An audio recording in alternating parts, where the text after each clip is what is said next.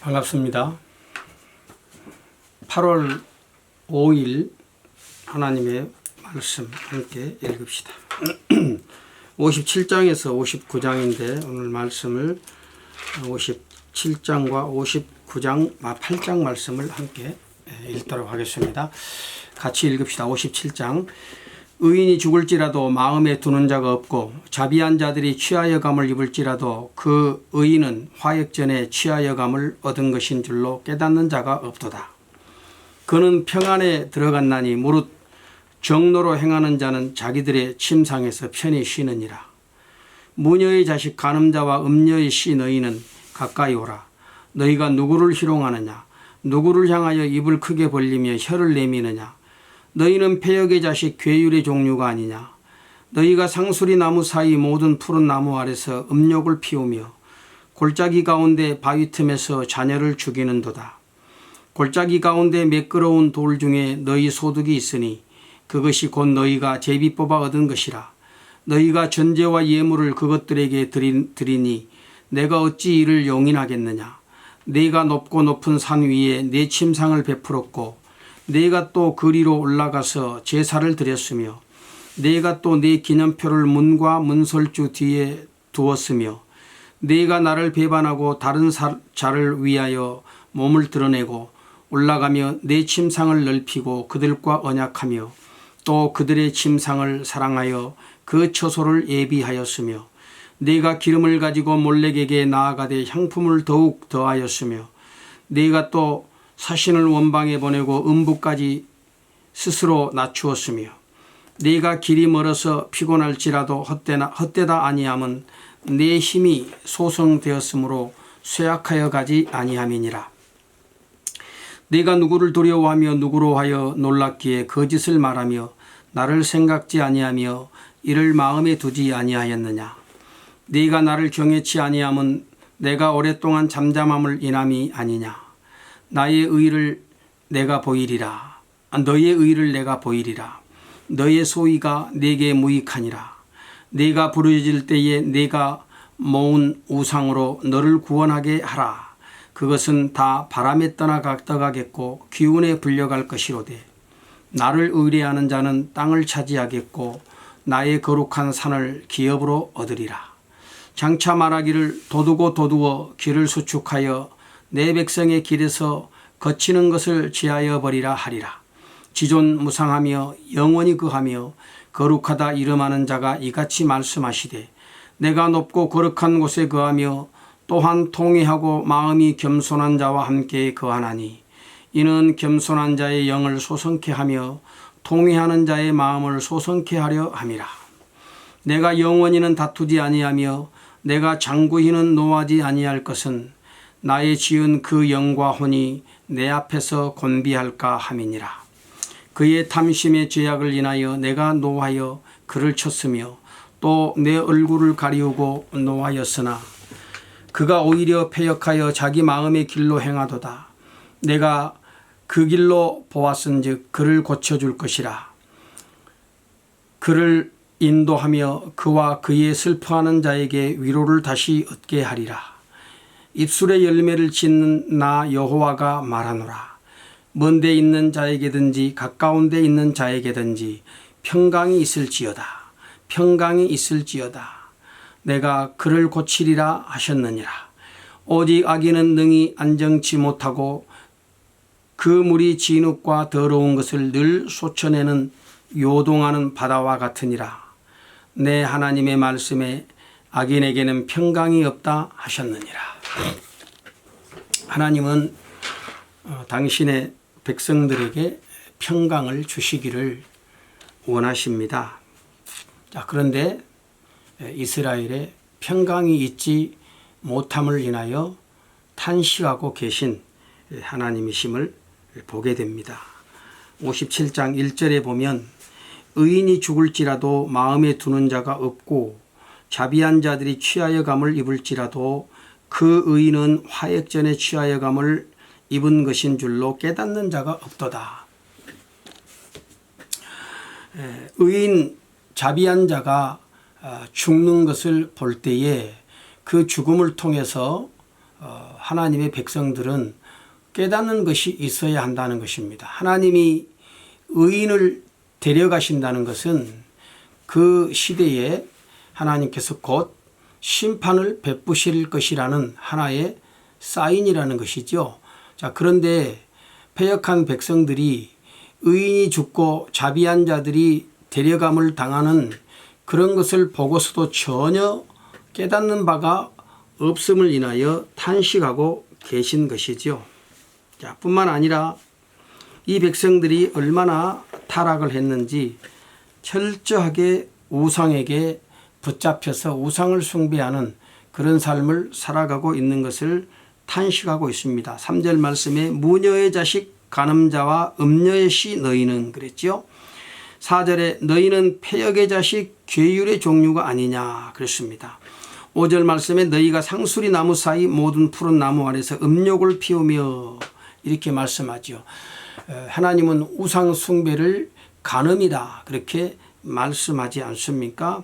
자, 이스라엘 백성들이 바로 그런 우상에게 전제와 예물을 드렸다. 내가 어떻게 그것을 용납하겠느냐고 하나님께서 말씀하시죠. 7절 말씀에 보면 네가 높고 높은 산 위에 네 침상을 베풀었고 우상에게 몰두했다는 그런 표현이 되겠습니다. 네가 또 그리로 올라가서 제사를 드렸으면 네가 또 네 기념표를 문과 문설주 뒤에 두었으며, 기념표를 문과 문설주 뒤에 두었다고 하는 말은 우상 숭배의 기념표를 그 문과 문설주에 두었다는 말입니다. 원래 모세 시대에 모세가 하나님의 백성들에게 거룩한 삶을 말씀할 때 내 문설주에 그것을 기록하고 그렇게 말씀하지 않았습니까? 하나님의 말씀을 쫓아 순종하며 살라고 이야기했는데, 그런데 이스라엘은 오히려 그곳에다가 내 기념표, 우상숭배의 기념표를 숨겨두었다 이렇게 책망을 하고 있는 것이죠. 더불어서 10절에 보면 네가 길이 멀어서 피곤할지라도 헛되다 아니하면 네 힘이 소성되었으므로 쇠약하여 가지 아니함이니라. 그러니까 당분간 행운이 네게 은혜를 보이는 것으로 인해서 그래서 내가 오히려 근심하지 않고 염려하지 않고 이렇게 살아도 다 복이 임하는구나 이렇게 함부로 행하고 있는 것에 대해서 하나님께서 또 탄식하고 있는 것이죠. 12절에 보면 너의 의를 내가 보이리라 그러죠. 너의 의, 이 말은 너희들이 의롭다는 말이 아니고 하나의 냉소적인 표현이지요. 그들의 모든 악과 오류 그것이 가득 차 있으면서도 겉으로는 의인인 즉 포장하며 살아가는 바로 그들의 의를 내가 까발리겠다 하는 하나님의 말씀인 것이죠. 자, 이렇게 하나님께서 이스라엘 백성들의 신실하지 못함을 인해서 책망하고 있는 것입니다. 자, 그러나 우리 하나님은 그래도 이 백성들을 사랑하시고 이들에게 긍휼을 베푸시겠다고 말씀합니다. 19절에 입술에 열매를 짓는 나 여호와가 말하노라. 먼데 있는 자에게든지 가까운 데 있는 자에게든지 평강이 있을지어다. 평강이 있을지어다. 내가 그를 고치리라. 그렇습니다. 자, 우리 하나님은 우리에게 평강을 주시기를 원하십니다. 교회의 완전하고 충만한 모든 행복은 전부 다 하나님께로부터 온 것입니다. 하나님이 우리 마음에 평안을 주시는 것이죠. 우리 예수님께서도 말씀하셨어요. 너희는 마음에 근심하지 말라 그랬죠. 나의 평안을 너희에게 주노니 그렇습니다. 주님의 평안을 주님께서 당신의 백성들에게 주신다고 말씀한 것이죠. 자, 오늘 우리가 이 하나님의 평안을 사모해야 되겠습니다.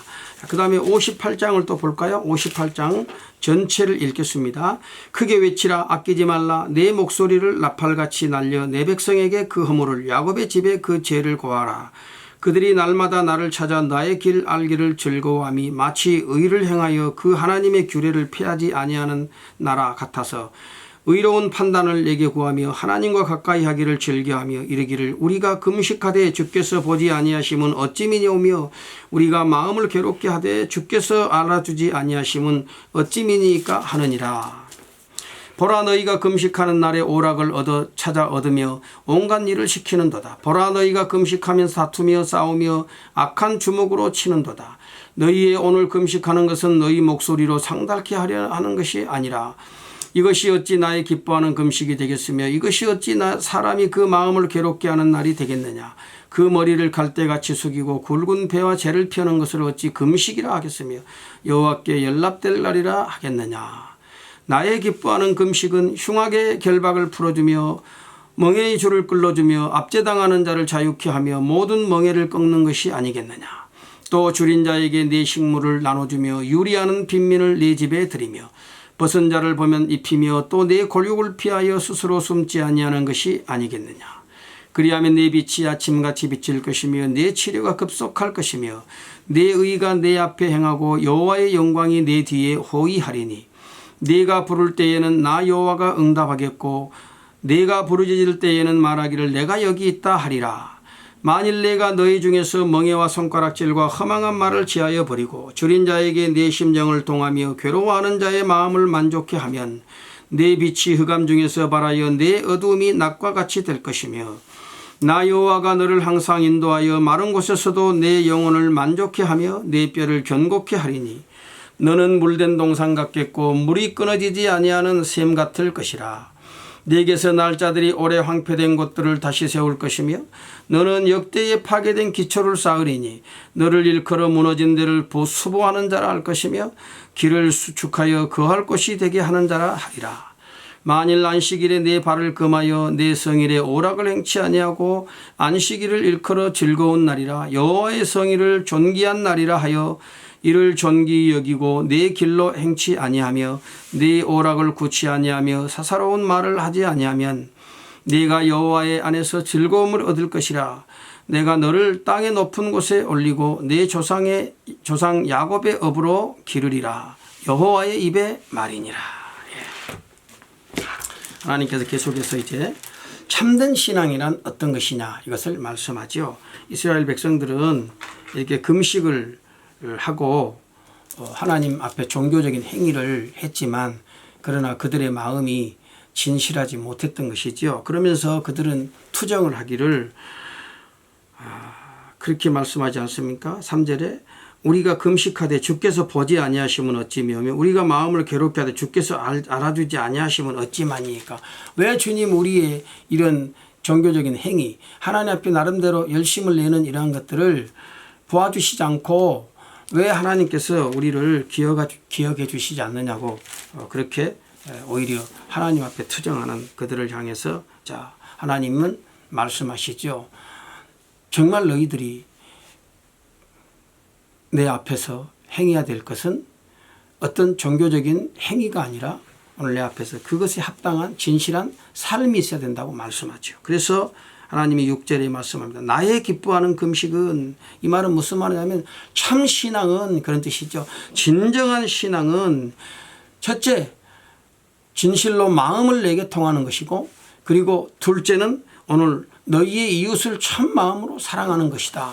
이웃에게는 해를 끼치면서 종교적인 행위를 가지고 오늘 내 앞에 은혜를 얻고자 하는 그런 일은 합당하지 못한 것이라고 말씀하죠. 그래서 계속해서 이웃을 진실한 마음으로 사랑할 것을 말합니다. 줄인 자에게 심정을 동하고 괴로워하는 자의 마음을 만족하게 하라. 그래야 내 빛이 흑암 중에서 발하여 그래서 어두움이 낮과 같이 될 것이다 말씀하고 있는 것이죠. 자, 안식일에 내 발을 금하며 말로만 안식일을 지킨다고 그렇게 하면서 실제로는 오늘 하나님 앞에서 그 안식일에 합당한 어떤 삶의 모습들을 나타내지 않는 것을 인해서 하나님께서 책망하고 있는 것입니다.